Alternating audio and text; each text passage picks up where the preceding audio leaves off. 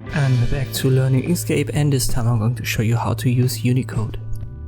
Some signs you can't just directly type in. Let us use the type tool right here, and I type in a smaller b. Let me say set up, I hold Control when I do.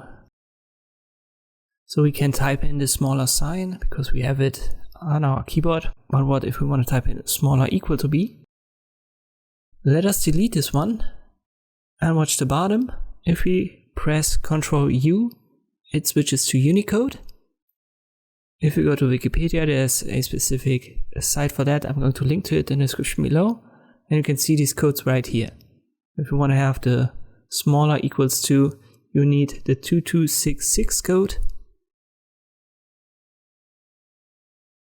So I'll type it in, 2266, and then enter. And this gives you that sign in Unicode. Let us add another one, a simple integral sign, which would be 222b. I'll size it up. It's still affected by the font that we use. So if I select it with the type tool and I go to the font, you need to have a font that can actually display that. So Angel Signature doesn't do that.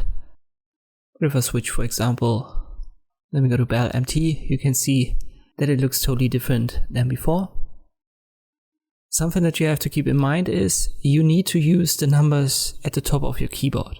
So don't use the ones in the number keyboard that you've got on the right. So that's the one that you can switch on and off with the numlock. You need to use the numbers that are on top of the letters. So the one is also the exclamation mark.